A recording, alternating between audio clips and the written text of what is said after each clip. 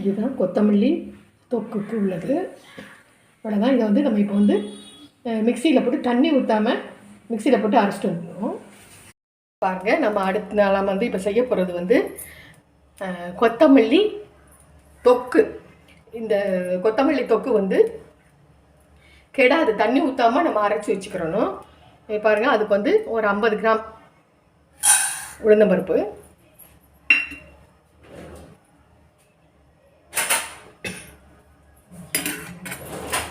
உளுந்தம்பருப்பு வந்து நல்லா செவக்க வறுத்துடணும். இதுக்கு கொஞ்சம் ஒரு சொட்டு எண்ணெய் ஊற்றினா போதும், ரொம்ப வேணாம். எண்ணெய் ஊற்றி நல்ல சிவப்பாக வறுத்துடணும். கருகாமல் கருகிற ஸ்டேஜுக்கு உள்ள ஸ்டேஜுக்கு வந்து நம்ம வந்து நல்லா வறுத்துக்கிறோம். வந்து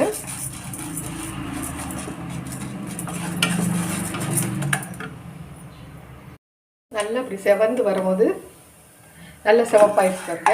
இதில் கொஞ்சம் தள்ளிட்டு கடுகு போட்டுரு. கடுகு 1 ஸ்பூன். இதை தனியாக தான் போடணும். கடுகு கொஞ்சம் வெடிக்கட்டும்.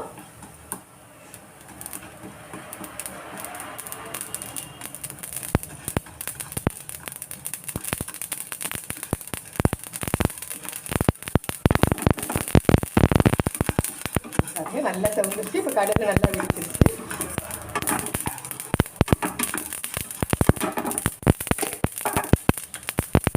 இப்போ நம்ம இந்த ட்ரேயில் மாற்றிக்குவோம். நல்லா ஆறணும். இதில் வந்து இப்போ வந்து கடலைப்பருப்பு போட்டுக்குவோம். இதில் வந்து நம்ம வந்து இப்போ கொத்தமல்லி போட்டுக்குவோம். பாருங்கள், இதில் வந்து இது மட்டும்தான், உளுந்தம்பருப்பு மட்டும்தான். இதில் வந்து நான் ஒரு கட்டு கொத்தமல்லி இலை,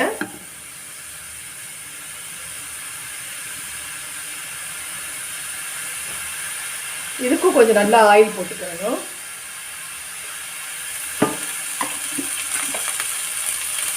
நல்லா வதக்கிடணும்.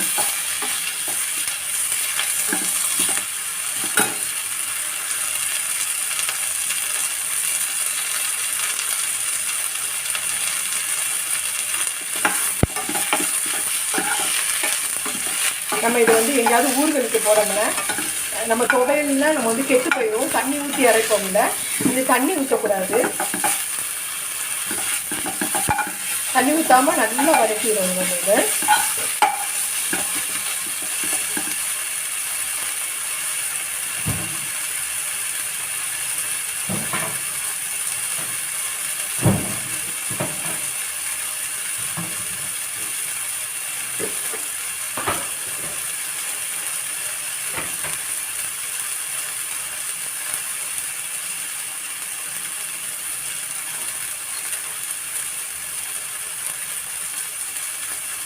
நல்லா இந்த தண்ணி சத்தம் இருக்கு பார்த்தீங்களா, கரன்னு அந்த சத்தம் மட்டும் இல்லாமல் கொஞ்சம் அடைஞ்சிடும். அவ்வளோதான்.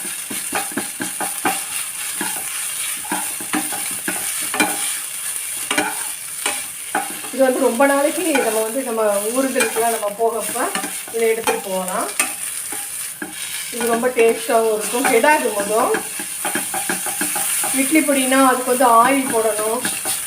இது ஆயிலெலாம் தேவையில்லை. இதை வறுக்கிறதோடு சரி, நல்லா செவக்க தண்ணி சத்தம் மட்டும் இல்லாமல் நம்ம வறுத்துட்டோம்னா போதும். பாருங்க, அவ்வளோதான். இதில் வந்து நம்ம இதை போட்டுருவோம். இது அவங்களுக்கு தேவையான அளவுக்கு நீங்கள் கூட்டிக்கோங்க. இதுக்கு வந்து மிளகா, இதுக்கு வந்து கொஞ்சம் மிளகா கொஞ்சம் அதிகமாக போடுங்க. அந்த அளவு விட அது வந்து ஒரு 10 மிளகா போடுவோம். அந்த அளவுக்கு நம்ம ஒரு 13 மிளகா 15 மிளகா போட்டுக்குவோம். இதுக்கும் கொஞ்சம் ஆயில்,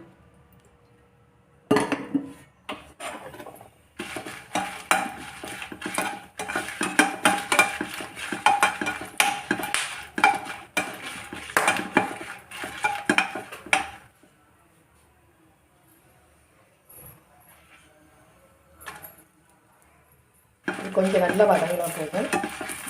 மிளகா காம்பு எடுக்கக்கூடாது. இது வறுத்துட்டு அதுக்கப்புறம் எடுத்துக்குவோம். இல்லாட்டும் மிளகா விதையெல்லாம் கொட்டிடும்ல, அதனால இருந்தாச்சு.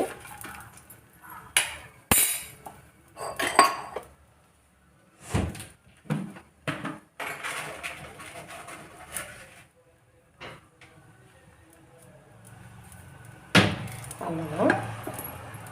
இதில் வந்து இதில் இது பண்ணிடுவோம். இதுலேயும் உப்பு போட்டுருவோம். உப்பு தண்ணி இல்லாமல் இருக்கணும். உப்பையும் நல்லா வதக்கி விட்டுருவோம். அவ்வளோதான்.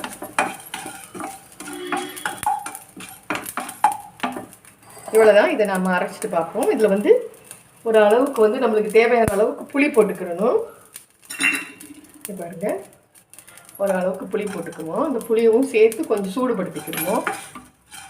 இதுவும் கொஞ்சம் தண்ணி இருக்கும்ல, லேசாக ஏதாவது இருந்ததுன்னா உப்போட போட்டு இதை இது பண்ணிக்கோங்க. இவ்வளோ தான் இதோடைய இது. ஆஃப் பண்ணிக்குவோம். இப்போ வந்து குறைன்னு அரைச்சிட்டு வந்துட்டோம். தண்ணியை ஊற்றலை, எதுவும் இது பண்ணாமல் அந்த இது கொஞ்சம் விட்டு நல்லா அரைச்சி ஊற்றிங்கன்னா நல்லா பாருங்கள், நல்லா குறைன்னு இப்படி இருக்கணும். இவ்வளோதான். இதை வந்து நம்ம வந்து 1 மாதம் 2 மாதம் கூட நம்ம அப்படியே ஃப்ரிட்ஜில் வச்சுக்கிறலாம்.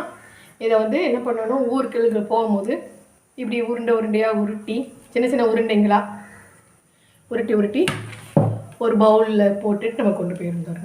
ஒரு ஆளுக்கு ஒரு உருண்டை எடுத்து வச்சுட்டா தயிர் சாதம், சாம்பார் சாதம், அவல் தயிர்லாம் பண்ணுவோம்ல, அப்போ வந்து இதை வந்து அழகாக ஒரு உருண்டை எடுத்து நம்ம வச்சுக்கிறலாம். இவ்வளோதான்.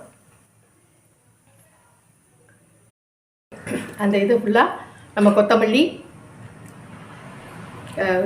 மிளகாய், உளுந்தம்பருப்பு, கடுகு, கொஞ்சம் எண்ணெய் ஊற்றி நம்ம வந்து வறுத்து உப்பு புளி போட்டு வறுத்துட்டு எண்ணெய் இல்லாமல் நல்லா தண்ணி இல்லாமல் எண்ணெய் ஊற்றி ட்ரையாக நம்ம வந்து வறுத்துட்டு இது நம்ம இப்போ அரைச்சிருக்கோம்.